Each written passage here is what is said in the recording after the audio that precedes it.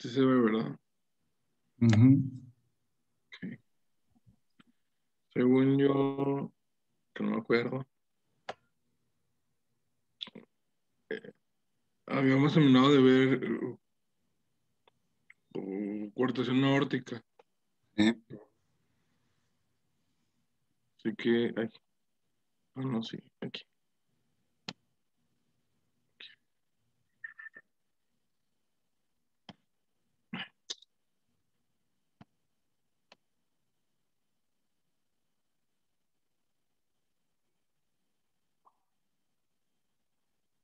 Ok. Ujú. Bueno, mm, nosotros pues vamos a tener entendido que el uso de propios de anticonceptivos orales va a ser pues medio de factor de riesgo para pues, tener hipertensión, ya que pues se ha calculado que en 5% de las mujeres pues, han estado en contacto con anticonceptivos orales van a pues, presentar hipertensión. El uso de pues, medicamentos va a contener estrógenos que pueden causar pues, la hipertensión, especialmente en mujeres, pues obviamente. Pero pues más los que, digo, las que la han tomado por más de 5 años, las que son mayores de 35 años de edad, que presentan obesidad, que son fumadoras o que ingieren grandes cantidades de alcohol. Ujú.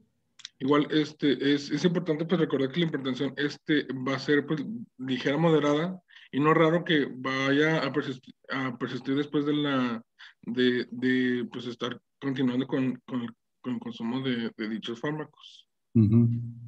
Mientras esté el uso de pues, los propios anticonceptivos, pues la hipertensión va a presentarse, ¿verdad? Igual, el mecanismo fisiológico va a ser pues la propia síntesis de la angiotensinógeno en el propio hígado, que va a ser inducido por los propios estrógenos.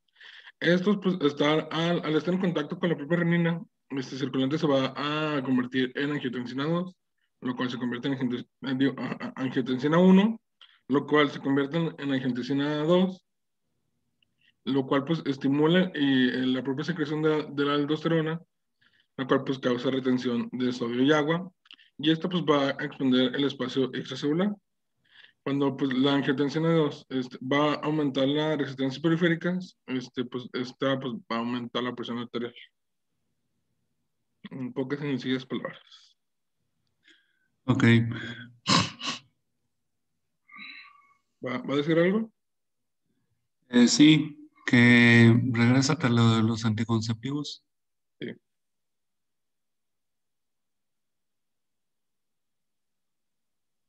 A ver, todos en pantalla. Otro problema común asociado a los anticonceptivos, los que hay que tener cuidado, es la formación de trombos, ¿sí?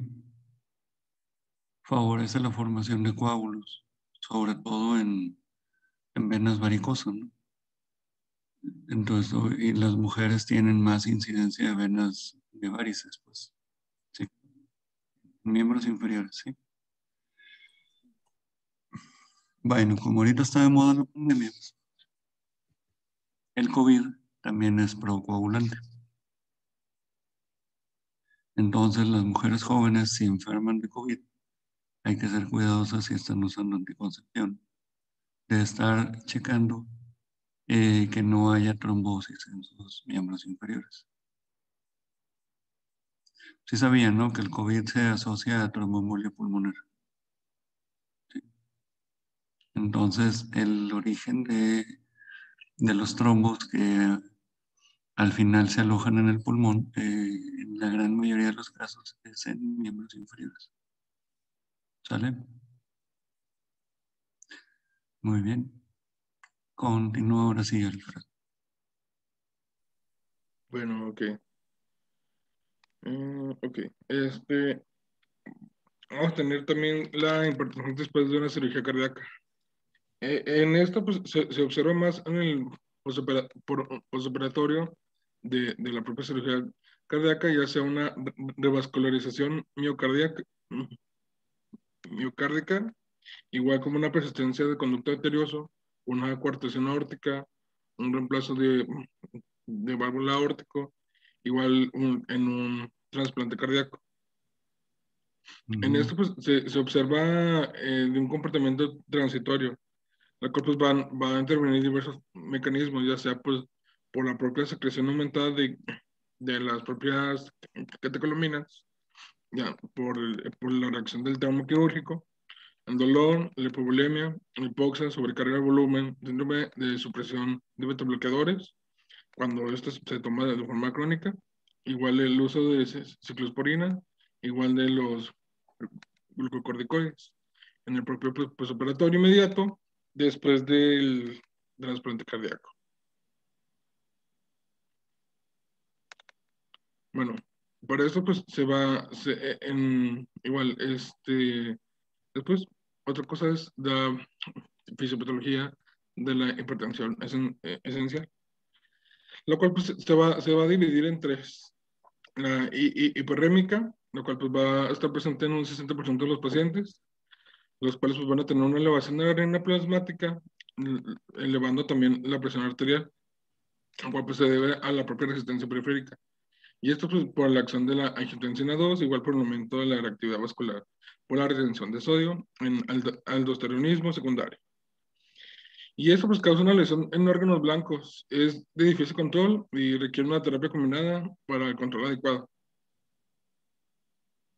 En resumidas cuentas. Este, Sí, se, está bien. ¿Puedes hacer el cuadrito más grande? sí, sí, sí. Bueno, no sé si lo traigo más grande después de esto, pero sí, ahí está, creo. Bien. No sé si le gusta. O más grande. No, está bien. A ver, chicos, todos en pantalla.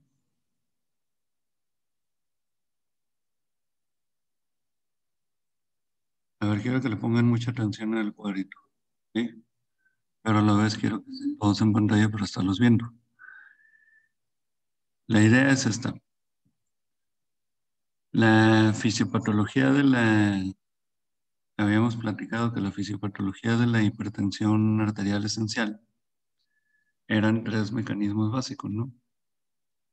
Que era la activación del sistema renina-angiotensina-aldosterona o la activación del sistema adrenérgico o una sobrecarga de líquido. ¿Se acuerdan? En cierta forma, tiene que ver con la cantidad de renina que hay en el plasma, ¿sí? ¿Por qué esta situación? Y como les dijo ahorita Alfredo, la mayor parte de las veces la renina está elevada, o sea, es una variante hiperreninémica. ¿Sí, sí quedó? Entonces, ¿qué quiere decir? Que si está elevada la renina, se va a activar el sistema renina-angiotensina-aldosterona. ¿Sí, sí queda claro? Y al final de cuentas, por la activación del sistema renina-angiotensina-aldosterona, vamos a acabar con una cantidad aumentada de sodio y agua. ¿Sí?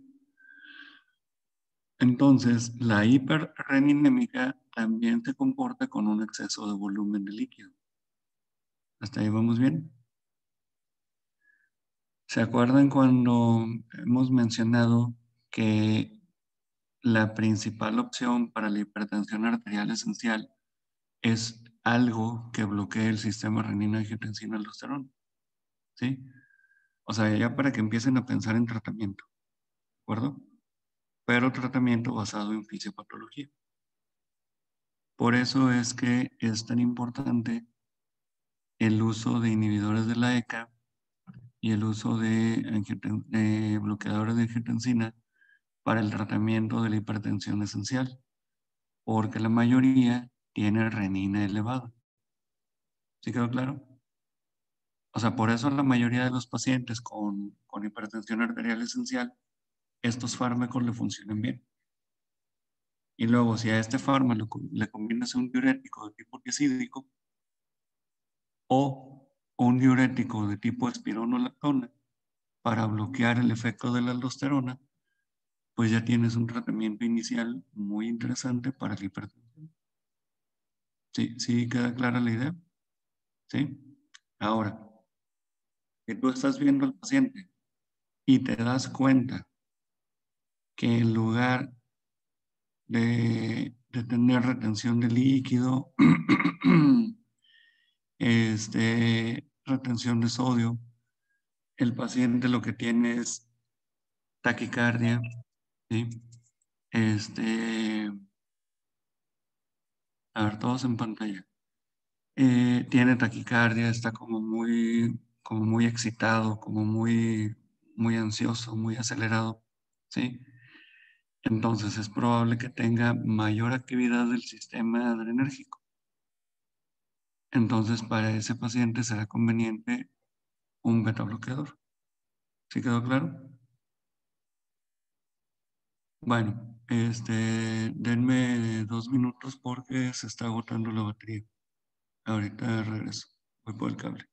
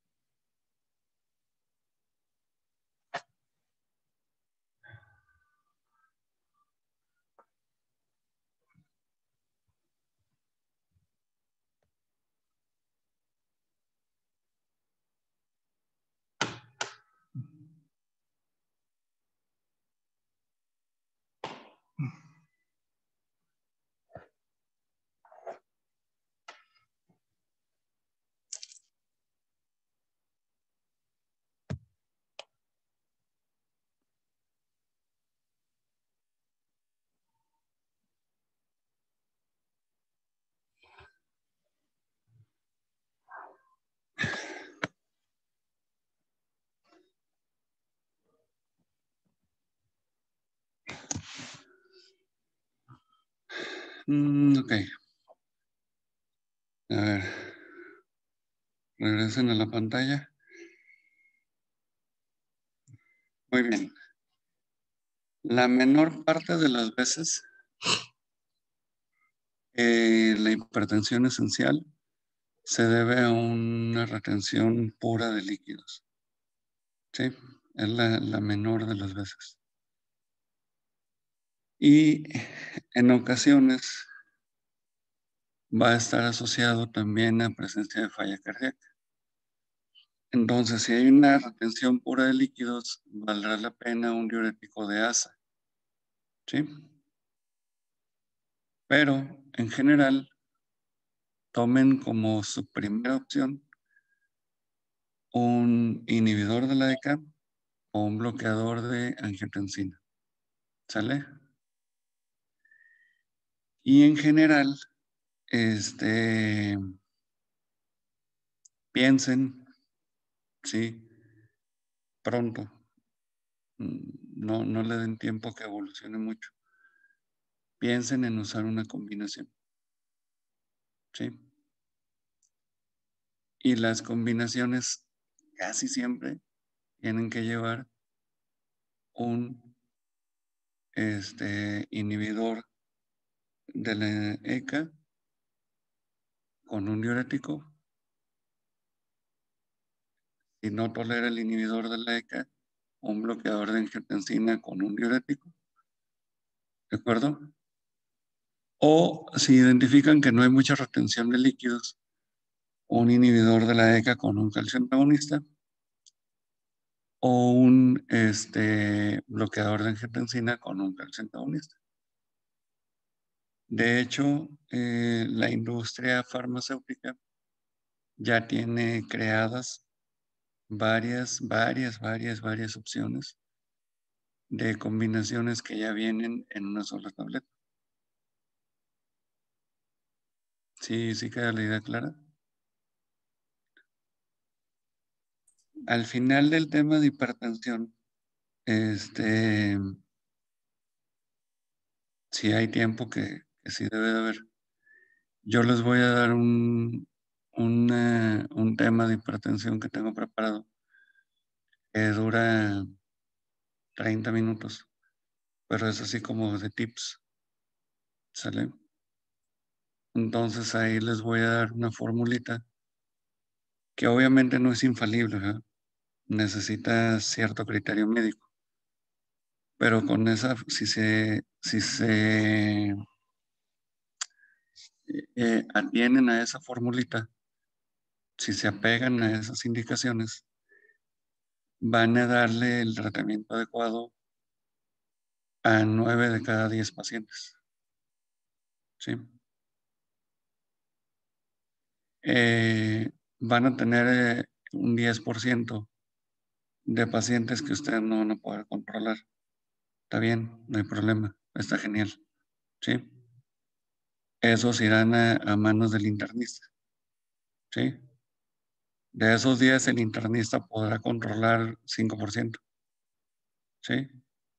Y el otro 5% irá a manos del cardiólogo. En condiciones de una buena educación básica, ¿sí? De pregrado, ese debería ser el porcentaje de hipertensos que nos lleguen a nosotros.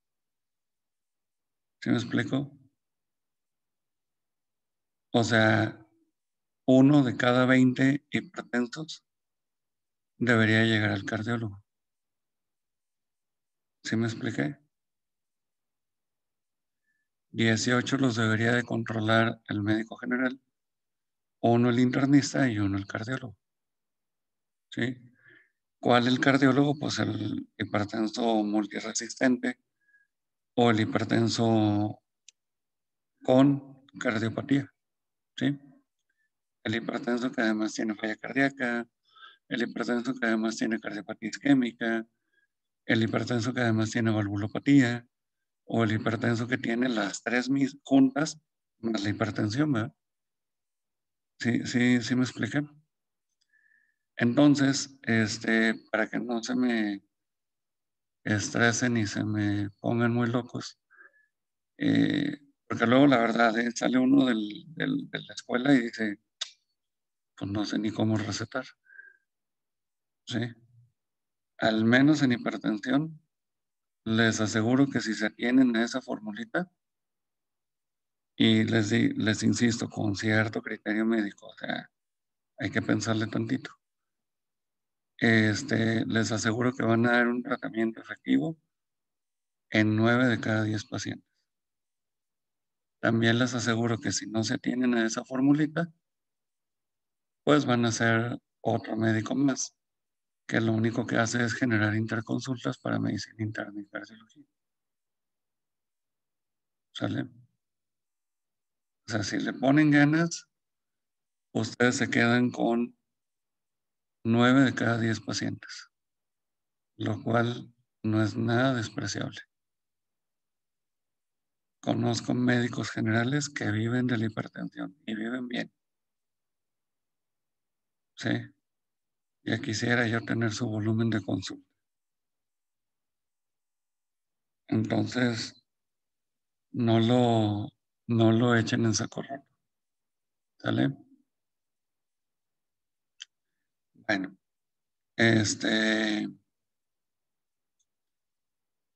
quedó clara esta presentación de la tablita. ¿Sí? Ahora, fíjense cómo En los que tienen, entre más activado tienes el sistema renina, angiotensina, aldosterona, más posibilidades de complicaciones tienes. ¿Sí? Entonces, más cuidadoso debes de ser en el control de la hipertensión. ¿Vas a hablar algo del glomérulo, Alfredo?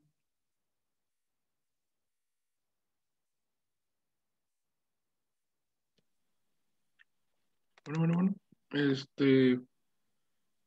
Creo en una parte, Bueno, no recuerdo. esperamos y si no, al final, si no has hablado del glomérulo, me acuerdan de explicarles qué onda con el glomérulo y la hipertensión. ¿Ok? Muy bien, dale, Alfredo. Continúa con la clase. ¿Sí quedó claro esto, verdad? El cuadrito. ¿Sí? ¿Todos? Sí. Muy bien.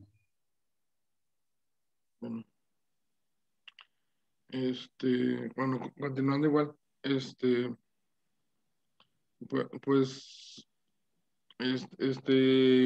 vamos a tener en la propia hipertensión arterial esencial una hiporrinímica, la cual pues se va a presentar igual en 30% de los pacientes, los cuales pues van a tener una expansión del espacio extracelular.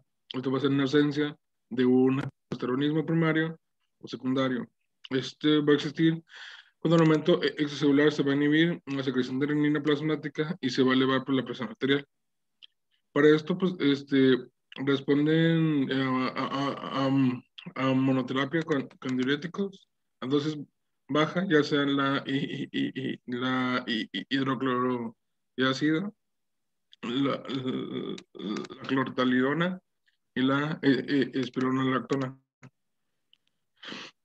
Va a ser igual pues de fase control y a diferencia de la otra, esta no va a tener pues, complicaciones tan frecuentes. Y la última es la nomorrinémica. Se va a presentar en 10% de los propios pacientes con el sistema renina angiotensina aldosterona. Esta no se va a involucrar. Los receptores beta 1 adrenérgicos miocárdicos van a responder de una forma exagerada a la propia acción adrenérgica endógena, lo cual pues, nos va a dar una hipercinesia circulatoria. Va a estar pues, manifestada por taquicardia inusual en reposo con el efecto inotrópico de las propias catecolaminas, las cuales pues, van a elevar el gasto cardíaco y la presión sistólica, la cual pues, se va a magnificar con el ortatismo, que va a ser el aumento de la frecuencia cardíaca y de la presión arterial. Pues va a responder a beta bloqueadores, igual pues va a ser de fase control y de pues, complicaciones ocasionales.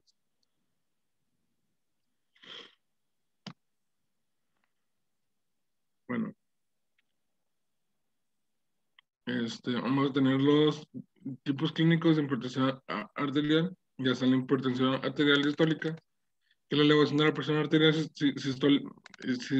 la elevación de la presión arterial va a ser sistólica, pero fundamentalmente va a ser a nivel diastólico. Este tipo de hipertensión va a ser usualmente dependiente de las propias resistencias de la renina elevada o por volumen de renina baja, pero no va a ser por aumento del gasto cardíaco. ¿Sí le entendieron a esto?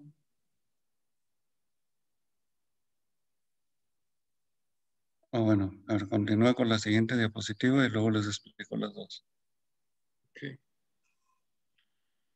Y bueno, vamos a tener una hipertensión arterial sistólica, la cual pues va a aparecer cuando se eleva el gasto cardíaco, como en síndromes hipercinéticos secundarias, ya sea por un hipertiroidismo, anemia, fístula arteriovenosa o beriberi, igual en síndromes hipercinéticos idiopáticos, una hipertensión normorrenímico. La cosa más frecuente va a ser la pérdida de la propia elasticidad la aorta en sujeto de edad avanzada con arteriosclerosis aórtica.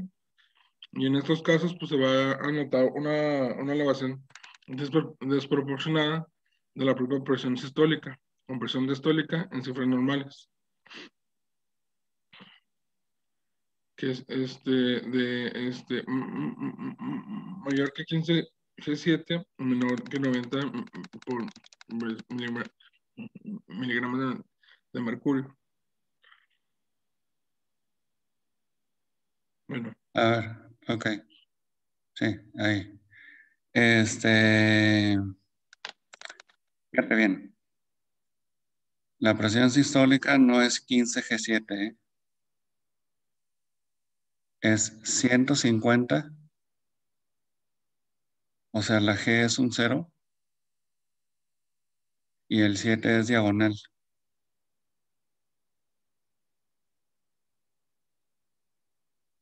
¿Sí se entendió? Entonces, fíjate bien, ¿qué quiere decir? A ver, chicos, todos en pantalla. Es muy, muy importante esto. Todos en pantalla.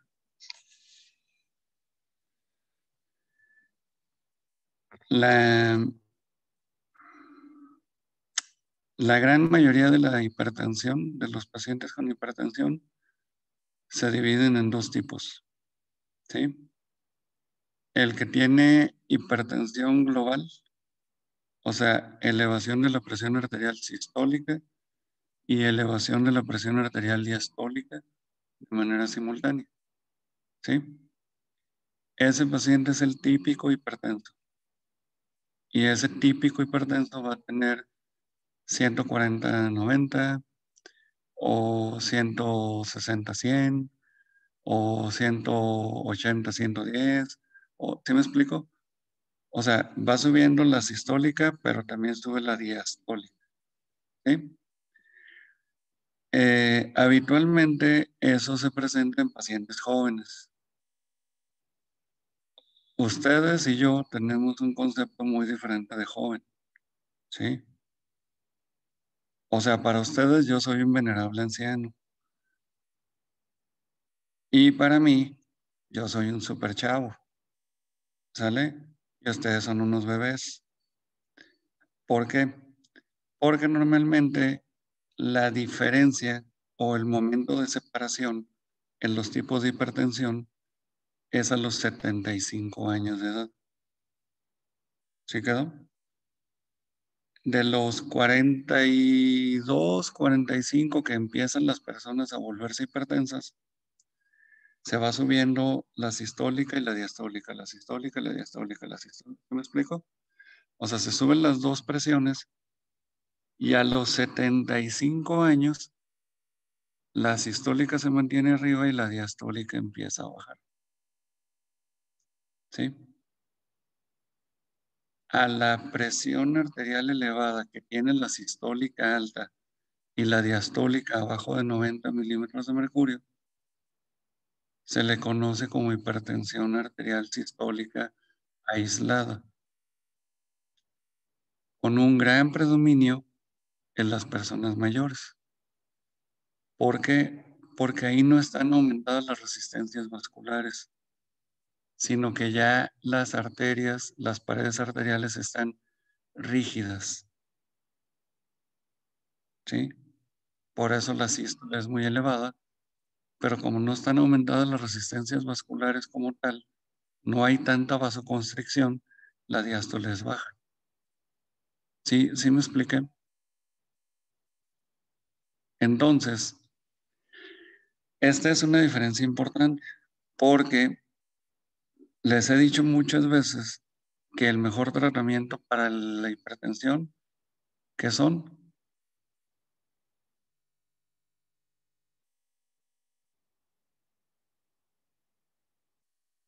A ver, ¿cuáles son los dos fármacos que son ideales para la hipertensión en la mayoría de los pacientes?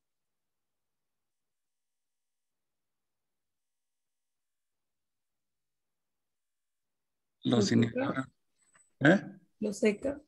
Los inhibidores de la EC, ¿sí? Entonces, Ya se lo aprendieron, ¿verdad? O sea, eso ya se lo aprendieron. Ahora les voy a mover el tapete.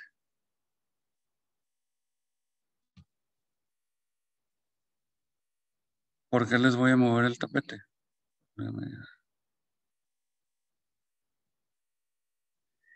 Les voy a mover el tapete porque para los pacientes con hipertensión arterial sistólica aislada, el mejor fármaco es un calcio antagonista o un diurético. ¿Sí? Entonces, si es una persona mayor, le damos calcio antagonista de primera opción. Si es una persona menor, le damos inhibidor de la EC. ¿Sí? ¿Sí quedó? O sea, para que ya vayan planeando cómo van a dar sus tratamientos. ¿Sí quedó? ¿Seguros? A ver si le entendieron estas dos diapositivas. Es muy importante. ¿Sí? ¿Puede repetir otra vez lo del tratamiento? Por favor. Sí. Si tienes un paciente hipertenso y es menor de 75 años, lo más seguro es que tenga elevación de la presión sistólica y elevación de la presión diastólica. A ese paciente le va a ir mejor con el inhibidor de la EC. ¿Sí quedó la idea? Y luego, si tienes un paciente hipertenso mayor de 75 años, lo más probable es que tenga elevación de la presión arterial sistólica y la diastólica la mantiene normal o baja. ¿Sí? Para ese paciente, el fármaco de inicio ideal o es un calcio antagonista tipo amlodipino o es un diurético tipo tiazídico. ¿Sí quedó todos la idea clara? Sí. Bueno, ¿de veras sí le entendieron estas dos diapositivas? Es la base para la clasificación de los hipertensos, ¿eh? ¿Sí? ¿Todos bien? Sí. Sí. Ok. Va pues. Espérame, ¿qué horas son? Ok, todavía quedan 5 minutitos. Dale, mi estimado.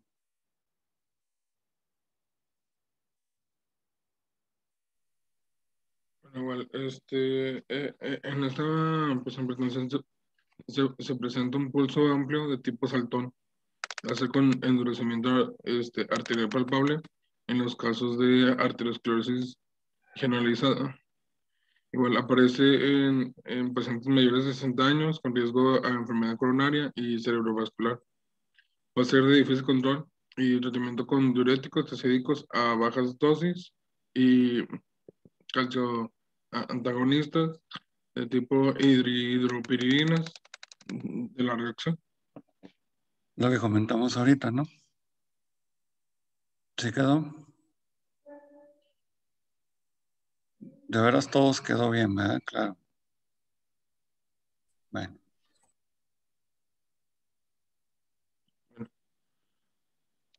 Dale.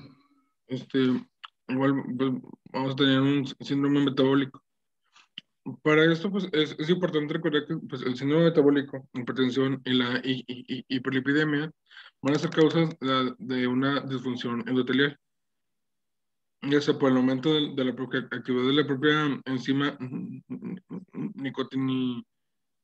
nicotinamida, adenina, dinucleótido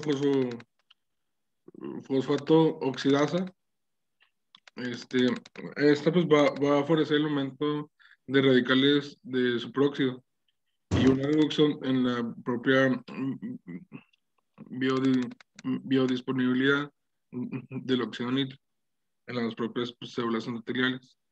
En la diabetes tipo 2, va a ser un estado de resistencia a la insulina, la cual pues, va a ser detonante que va a iniciar el proceso de aterogénesis mucho antes que se haga presente una hiperglucemia. Bueno, el propio síndrome metabólico va a aumentar 4 veces el riesgo de padecer un infarto de miocardio fatal y aumentar de 5 a 9 veces la posibilidad de padecer diabetes mellitus. Por lo tanto, cuando usualmente las cifras de LDL, colesterol, no se van a encontrar especialmente elevadas, se importa mucho para el ejemplo, el manejo integral del síndrome metabólico. Igual pues se recomienda mantener las cifras de estas lipoproteínas en niveles menores de 100 miligramos por decilitro, con el objeto de intentar pues, reducir el riesgo para la aparición de enfermedades cardiovasculares en esos pacientes. ¿Vas a hablar más del síndrome metabólico? Creo que sí, o no sé. Dale. Creo que sí, más o menos. No, eso ya tiene que ver con lo del glomérulo que te dijo. Bueno, dale para atrás a síndrome metabólico. Sí. Y Al principio o a la siguiente diapositiva. ahí. Sí, a ver, todos en pantalla. Bueno, lo del síndrome metabólico es un tema muy, muy importante. Lo vamos a mencionar mucho en hipertensión y lo vamos a seguir mencionando cuando veamos aterosclerosis. ¿De acuerdo? El síndrome metabólico no es otra cosa más que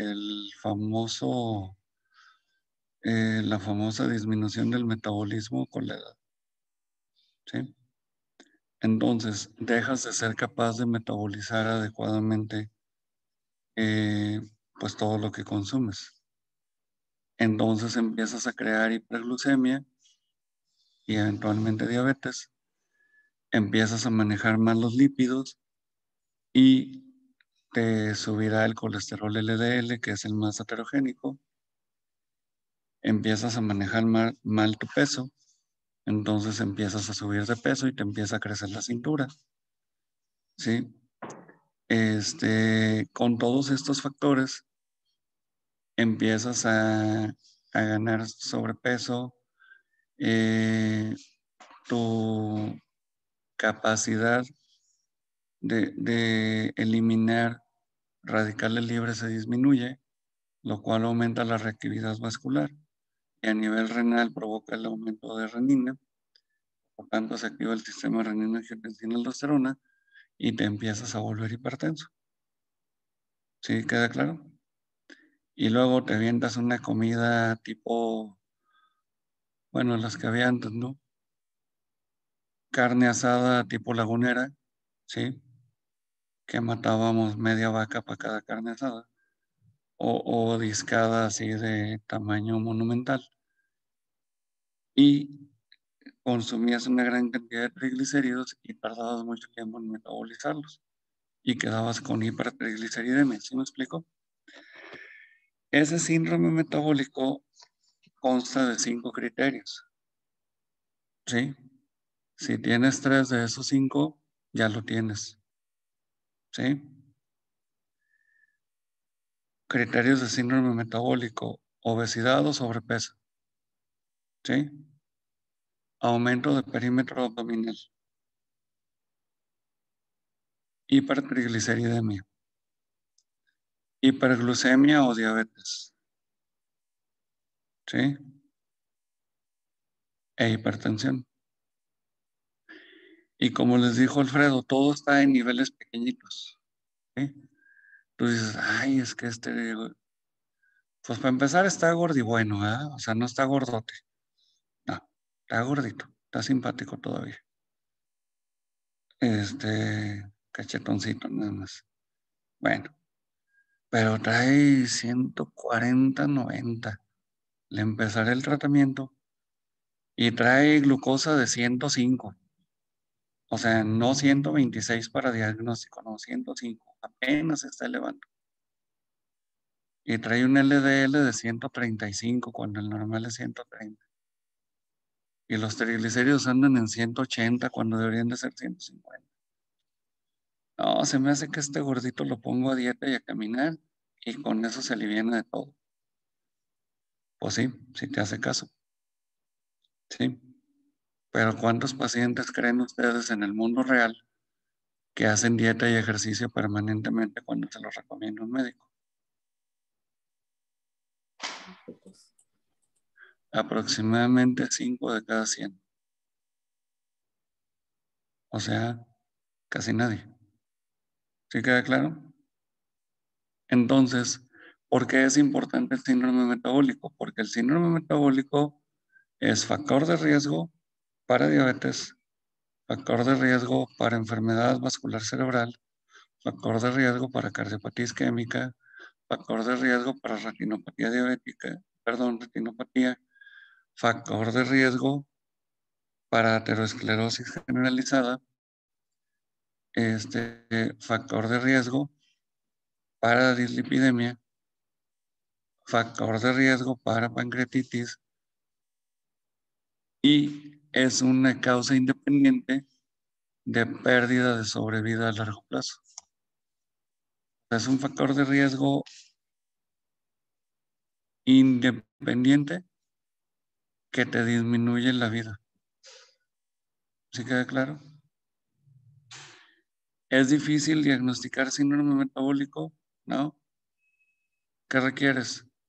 Un estudio de laboratorio para ver la glucosa, bueno, 2, para ver glucosa y perfil de lípidos, pesar al paciente, tomarle la presión arterial, nada más. Bueno, y medirle la panza. ¿Sí queda claro? Toda aquella mujer que no tenga cintura de 60, ¿sí? Ya está en un aumento de perímetro abdominal. Y si tienes arriba de 80, ya es un criterio para síndrome metabólico. ¿Sale? ¿Sí queda claro? Toda aquella mujer que pese en kilogramos lo mismo que mide en estatura en centímetros por arriba del metro, si pesa eso o más, ya está en sobrepeso. Ejemplo, mujeres que miden 1,60. Si pesan 60 kilos, ya tienen sobrepeso. ¿Sí? Si pesan 68, no, 72, ya tienen obesidad grado 1. ¿Sí me explico? Entonces, no es difícil hacer el diagnóstico de síndrome metabólico. Y sí es muy importante a largo plazo. ¿Te quedó? Bueno, seguimos comentando en la tarde. Ya es hora de que vayan a su clase de neuro. Nos vemos, chavos. Buenas tardes. Bye.